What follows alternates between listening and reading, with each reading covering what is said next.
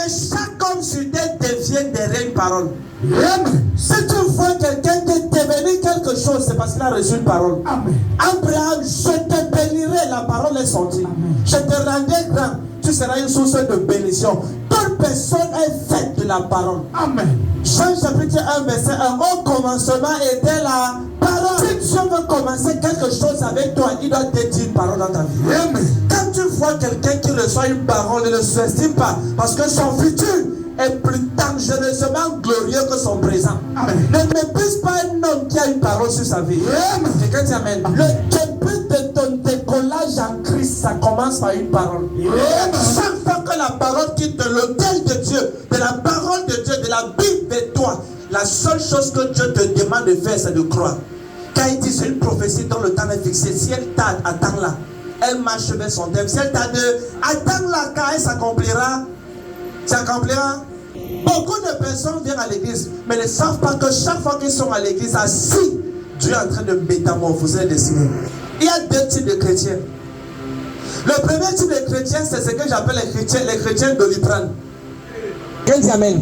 Si tu es un chrétien Doliprane, tu vas prendre Doliprane aujourd'hui. Ça va guérir le mal de tête, mais demain, ça sera le mal des oreilles.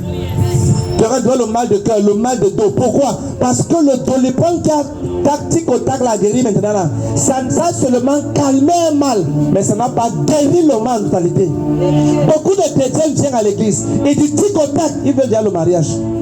Tic au tac, ils veulent aller le voyage. Du tic au tac, les chrétiens ces chrétiens-là qui viennent à l'église. Oh maman, je suis avec là-bas depuis 3 mois, ma vie n'a pas changé. Non, bien aimé, c'est spirituellement qu'on en juge. Quand ta vie ne change pas spirituellement, ça ne peut pas changer physiquement. Amen. C'est de l'intérieur vers l'extérieur. Amen. Si l'intérieur est transformé, on verra ça sur toi. Amen. L'une des raisons pour lesquelles plusieurs personnes qui viennent à l'église reçoivent les miracles et font 2 mois, 2 semaines, ça disparaît. Parce qu'ils ont reçu cela sans être enseignés pour garder le miracle. Amen. Le plus important n'est pas de recevoir de l'argent, mais est-ce que tu peux savoir comment garder, manager cet argent qui t'a été donné? Quelqu'un dit amen. Amen. Tu peux recevoir une parole, mais est-ce que tu peux manager cette parole? Il y a des finances, des personnes financières ou encore des grâces que quand Dieu te donne, tu dois gérer ça sur 3 ans avant de parler dehors. Sur 5 ans avant qu'on parle, avant qu'on voit cela.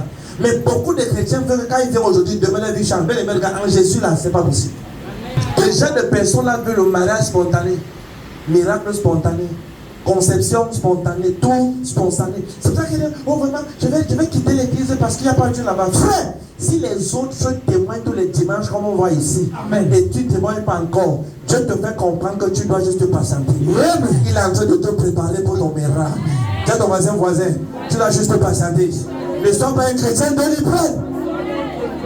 Quelqu'un dit amen.